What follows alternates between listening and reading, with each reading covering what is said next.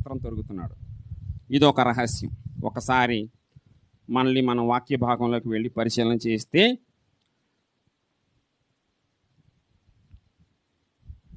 ఈ చిన్న కుమారుడు వచ్చే సమయానికి పెద్ద కుమారుడు ఒకడు ఉన్నాడు, వాడిని మర్చిపోకూడదు మనం. 25వ వచనంలో, అప్పుడు అతని పెద్ద కుమారుడు పొలములో ఉండెను, వాడు పొలము నుండి వచ్చుచుండగా రాగా వాద్యములు నాట్యమును జరుగుట విని, ఇంటి దగ్గర బ్యాండ్ మోగుతుంది. దాసులలో ఒకటి పిలిచి ఇది ఏమిటి అని అడుగుగా, నీ తమ్ముడు వచ్చి ఉన్నాడు, అతడు తన యొద్దకు సురక్షితముగా వచ్చి నందున నీ తండ్రి క్రొవ్విన దూడను వధించెను అనెను.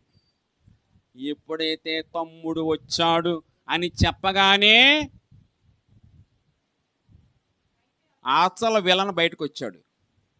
అసలు ఇందులో విలన్ ఎవరో? చాలామంది ఏమనుకుంటారంటే తండ్రి మాట వినకుండా పనికిమాలిన ఏదో వెళ్ళిపోయి ఆస్తంతా పాడు చేశాడు అని చెప్తారు. కానీ ఈ పాడు చేసినవాడు మారిపోయాడు. తండ్రి దగ్గరే ఉండి తండ్రి మాట విన్నట్టుగానే ఉండి తండ్రి ఆజ్ఞానుసారంగా నడుచుకున్నట్టేనే నటించిన ఈ వేషధారి అసలు గుణం బయటడిపోయింది. తమ్ముడు రాగానే చూడండి 28వ వచనంలో, అయితే అతడు కోపపడి లోపలికి వెళ్ళలేకపోయాడంట. చూసారా, అసలు గుణం బయటకు వచ్చింది వీళ్ళు. ఈ పెద్ద కొడుకు అసలు గుణం ఇప్పుడు బయటపడిపోయింది. కోపపడి లోపలికి వెళ్ళలేదు. తమ్ముడు వచ్చాడనేమో తండ్రి సంతోషంగా ఉంటే కన్న తండ్రి తోడబుట్టినోడు ఏమంటున్నాడు? కోపం వచ్చేసింది. అడిగి కోపం వచ్చేసి 29వ వచనంలో, తండ్రి ఇదిగో ఇన్నేండ్ల నుంచి నిన్ను సేవించున్నానే, నీ ఆజ్ఞలు ఎన్నడూ మీరలేదే, అయినను నా స్నేహితులతో సంతోషపడినట్లు నాకెన్నడూను ఒక మేకపిల్లైనా లేదు. అయితే నీ ఆస్తిని వేశ్యలతో తినివేసిన ఈ కొడుకు రాగానే వీని కొరకు కురువ్విన దూడను ఓజింతమని చెప్పును. ఈడు కడుపులో ఉన్న మంట అంతా బయటెట్టుకున్నాడు. ఈ పెద్ద కొడుకు కడుపులో ఉన్న మంట అంతా బయటెట్టుకున్నాడు. ఇది ఈడు క్రైస్తవ్యం. తండ్రితో ఉండి తండ్రి చెప్పినట్టుగా నేను రోజు ప్రార్థనకి వెళ్ళి రోజు కుటుంబ ప్రార్థన చేసుకుని రోజు ఇంటి దగ్గర ఉన్నవాడు చేసి పని ఏంటి? ఆవుసిగి వచ్చేసింది తమ్ముడు రాగానే. వాడికి ప్రశస్త వస్త్రం దొరకటం ఏంటి? ఆస్తి పట్టుకెళ్ళిపోయి పాడు చేసినోడికి మళ్ళీ నువ్వు ఉంగరం పెడతామేంటి? మళ్ళీ చెప్పులు తోడతామేంటి? ఇలాంటి మనుషులు అక్కడక్కడక్కడక్కడ మనకు కనపడతా ఉంటారనమాట. ఎప్పటి నుంచో గుడికి వస్తున్నాను నేను, పాస్టర్ గారు నాకు ప్రార్థన చేయట్లేదు, నిన్నగాహమన్న పనికిమాలింది వచ్చింది, దానికి తెగ ప్రార్థన చేసేస్తున్నారు అనుకునేవాళ్ళు కూడా ఉన్నారు. మారు మనసు అక్కర్లేనటువంటి 99 మంది నీతిమంతులు ఎందుకు? మారు మనసు లేదు, నీతిమంతులే. మారు మనసు అక్కర్లేని నీతిమంతుల కంటే ఒక్క పాపి గనక మారు మనసు పొంది బాప్తిసం పొంది దేవుని యందు విధేయత కలిగి దేవుని మందిరానికి వస్తే అదే పరలోకంలో సంతోషం.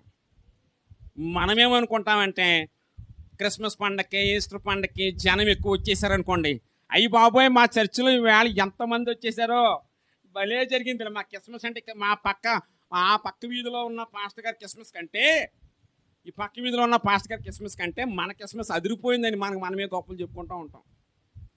ప్రభుకి ఏమీ చూడడం అలాంటి మీరు చేసుకున్న పిండి వంటలు కానీ ఈ పలావులు కానీ కోడి మాంసం కానీ ఎవరు వడ్డిస్తున్నారో ఎవరు వడ్డించలేదు, ఎవరు తిన్నారో ఎవరికి మొక్కలు పడిని లేకపోతే ఎవరికి మొక్కలు పడలేదు, ఏమి ప్రభు చూడు. ఇవన్నీ మన కోసమే. ప్రభు ఏం చూస్తున్నాడు తెలుసమ్మా?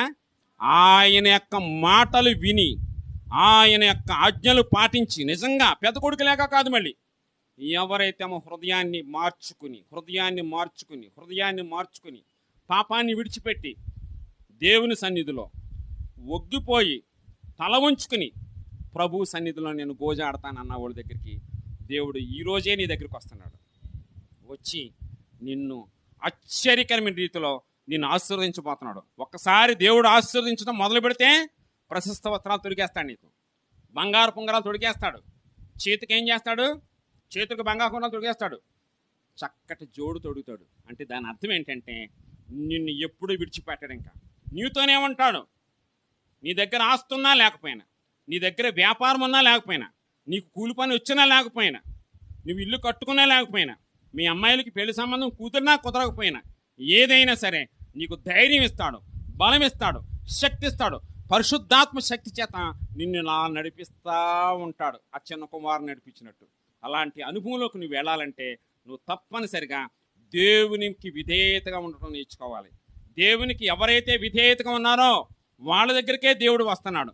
దేవునికి విధేయతగా ఉన్నట్టు నటించినటువంటి ఈ పెద్ద కొడుకు ఉన్నాడు చూసారా, వీళ్ళ దగ్గరికి దేవుడు ఉండడం అని ప్రభువే చెప్తున్నాడు. చూడండి క్రింద ఏమని చెప్తున్నాడంటే ఆయన కింద ఈ 32వ వచనం చూడండి. ఈ తమ్ముడు చనిపోయి తిరిగి బ్రతికెను, తప్పిపోయి దొరికిన. చాలమ్మా, చనిపోయి తిరిగి బ్రతికాడు, తప్పిపోయి దొరికాడు.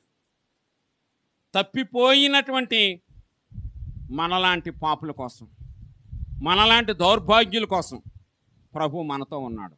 ఒకప్పుడు మనం కూడా విగ్రహారాధనతో తప్పిపోయాం. ఒకప్పుడు మనం కూడా తెలియని దేవతలకి, తెలియని దేవుళ్ళకి ఆరాధన చేసి తప్పిపోయాం. అలాంటి పరిస్థితుల్లో మనందరినీ కూడా దేవుడు మనల్ని కాచి కాపాడి మనల్ని విడిపించాడు.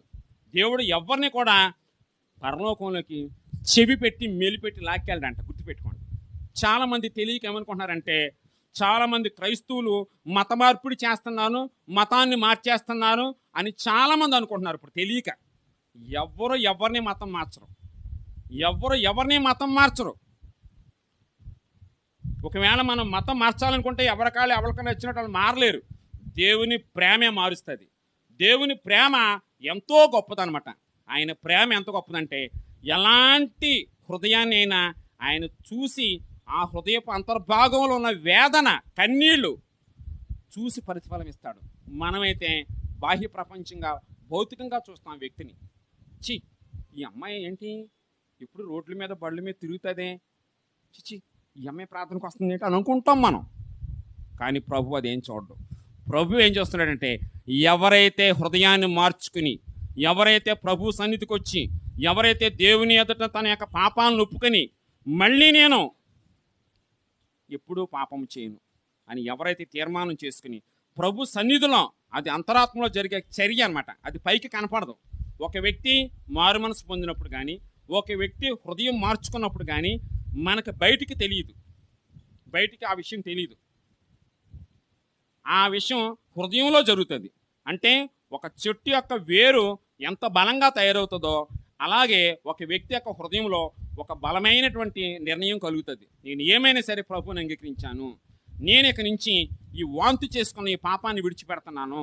ఇప్పుడు దాకా తెలియక నేను ఏదేదో తాగాను, ఏదేదో తిన్నాను, ఏదేదో తిరిగాను. కానీ ఈ రోజు నుంచి ప్రభు సన్నిధిలో నేను జై జీవితం గడపాలనుకుంటున్నాను, దేవునికి ఇష్టురాలుగా ఉండాలనుకుంటున్నాను, ఇష్టుడుగా ఉండాలనుకుంటున్నాను అని నువ్వు తీర్మానం చేసుకున్న మరుక్షణమే దేవుడు నీ యొక్క ఆశయాలను దీవించి ఆస్వాదించి నిన్ను ఒక ఉన్నతమైన స్థితిలోకి తీసుకెళ్ళిపోతాడు. అంచెలంచెలుగా జరుగుతుంది దేవుని కార్యాలు. ఎప్పుడు కూడా ఒక్కసారి జరగదు. ఒక్కసారి మ్యాజిక్ షో కాదు దేవుణ్ణి నమ్ముకోవటం అంటే. అందువల్ల ఆరాధనకు వచ్చినటువంటి మీరందరూ కూడా దేవుని సన్నిధిలో గోజాడు ప్రార్థించండి. దేవుని సన్నిధిలో మీ యొక్క పాపములు ఒప్పుకోండి. ఇంకా ఎవరైనా మారు మనసు బాప్తిసం పొందకపోతే ఈ క్షణమే దేవుని సన్నిధిలో మొర్ర పెట్టుకోండి. నీ ప్రార్థన వినిన మరుక్షణమే మందిరానికి వచ్చి అయ్యగారితో చెప్పించుకుని మీరు మారు మనసు పొంది బాప్తిసం పొంది ప్రతిరోజు కూడా వాక్యాన్ని చదువుకుంటూ, ఆదివారం మాత్రమే కాదు, సోమవారం నుంచి శనివారం దాకా ఇంటి దగ్గర కూడా దేవుడు ఇచ్చిన ధర్మశాస్త్రాన్ని అధ్యయనం చేసుకుంటూ దేవుని వాక్యాన్ని బట్టి నువ్వు బలం పొందుతూ ఉండాలి. ప్రతిరోజు 3 పూట్ల తింటున్నాం మనం. అలాగే 3 పూట్ల దేవుని వాక్యం చదవాలి. మనసుంటే మార్గం ఉంటుంది. నీ మనసు ఎప్పుడైతే దేవునికి ఇచ్చావో దేవుడు నీ హృదయవాంఛలను నెరవేర్చి నిన్ను ఉన్నతమైన స్థితిలోకి తీసుకెళ్ళిపోతాడు. ఎన్ని కష్టాలు వచ్చినా, ఎన్ని ఇబ్బందులు వచ్చినా నిన్ను అలా వెంటాడుతూ ఉంటాడు. నిన్ను ముదిమి వచ్చే వరకు నిన్ను ఎత్తుకొని వాడును నేనే అని చెప్తున్నాడు. కాబట్టి ఆయన మీద ఆధారపడిన మరుక్షణమే దేవునికి బిడ్డగా మారిపోతావు. చాలామంది ఏమనుకుంటారంటే వృద్ధాప్యం రాగానే నా మనవరాలు చూస్తుంది, నా కొడుకు చూస్తాడు, నా చిన్న కోళ్ళ చూస్తుంది, నా పెద్ద కోళ్ళ చూస్తుంది అని ఆశిస్తూ ఉంటారు, తప్పులేదు. కానీ దేవుడు ఏమంటున్నాడంటే, వీళ్ళందరికన్నా నేను ఎక్కువగా నిన్ను ప్రేమిస్తున్నాను, నేనే నిన్ను చూస్తాను, నేను అందరికన్నా బాగా చూస్తాను, నా దగ్గరికి రా, నా సన్నిధికి రా, నువ్వు తప్పనిసరిగా దీవించబడతావు, ఆశీర్వదించబడతావు, నువ్వు ఎలాంటి పరిస్థితుల నుంచి నేను ఎగ్గుకొస్తావని ఈ రోజున మనకి ఉపమానం ద్వారా దేవుడు తెలియజేస్తున్నాడు. కానీ అక్కడ ఉన్నటువంటి యూదులు ఏమనుకుంటున్నారంటే, పాపులతో భోజనం చేస్తున్నాడని సణుక్కున్నారంట. ఈ సణుగుడు మానేయాలి మనం. ఈరోజు వాక్య భాగంలో మనం ఏం చేయాలి? సణుగుడు, ఎవరి గురించో చెప్పుకోవడం కాదు, సణుగుడు వద్దు మనకి. ఎవరితో మాట్లాడుతున్నారో, ఎవరి మందిరానికి ఈ వారం వచ్చారు, ఎవరి మందిరానికి ఈ వారం రాలేదు, ఎవరింట్లో ఏం జరుగుతుందో కూడా మనకి ఆలోచన, ఎవరింట్లో ఏం జరుగుతుందో మనకు సణుగుడు అనవసరం. మనకు కావాల్సింది ఏంటంటే, మన హృదయ పరివర్తన కోసం ప్రభు ఏం చేశాడంటే, ఆయన యొక్క రక్తాన్ని చిందించాడు. ప్రకటన గ్రంథంలో ఏమందంటే, ఇక్కడ ఎవరైతే యేసు ప్రభు రక్తంలో కడుక్కుని ఉన్నారో వాళ్ళు మాత్రమే ఉల్లాస వస్త్రములు ధరింపు. యెషయా గ్రంథంలో ఏమంటాడంటే, యెషయా గ్రంథం 61వ అధ్యాయం 3వ వచనం ఒకసారి చూడండి, చివరిసారిగా ముగించేద్దాం.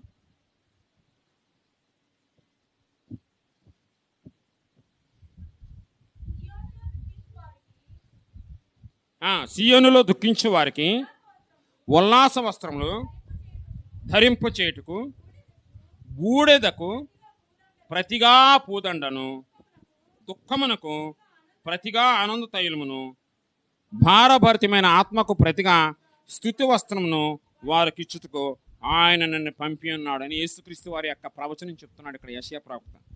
బూడిదకు ప్రతిగా పూదండ ఇస్తాడంటే, నీకు బూడిద, నా జీవితం బూడిదైపోయింది, ఇంకా నా జీవితం పనికిరాదు, నేను ఎవరు పనికి వస్తాను, నేను పాప భూమిలో కూరుకుపోయాను, వ్యాపారంలో నేను చితుకుపోయాను, నాకు ఇంకా పని లేదు, నేను చేతితో పని చేయలేకపోతున్నా, నా వయసు అయిపోయింది అన్నటువంటి వారి జీవితాల్లో కూడా దేవుడు అద్భుతాలు చేయగలడు.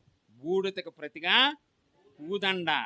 పూదండ అంటే పూలదండతో సన్మానం చేస్తాడు నీకు. దేవుని నామానికి స్తోత్రం. మన దేవుడు శక్తిమంతుడు, సర్వోన్నతుడు. యేసు నామములో ఉన్న శక్తిని ఏ నామంలోనూ లేదన్న విషయాన్ని మీరు గుర్తించిన మరుక్షణమే నీవు నీ ఇంటి వారు ఆస్వాదించబడటమే కాదు, నీ సంతానము, నీకు పుట్టబోయే పిల్లలు, వాళ్ళ పిల్లలకు పుట్టబోయే పిల్లలు కూడా ఆస్వాదించబడి నువ్వు ఈ లోకంలో దేవుళ్ళు కానటువంటి వాళ్ళందరినీ విడిచిపెట్టి నిజమైనటువంటి దేవుడి దగ్గరికి వచ్చావని ఒక సంతోషంతో నువ్వు దేవుని రాజ్యంలో ఒక స్థిరమైన స్తంభంగా నిలబడటానికి దేవుడు నీకు గొప్ప అవకాశం దయచేయునుగాక. ఆమేన్.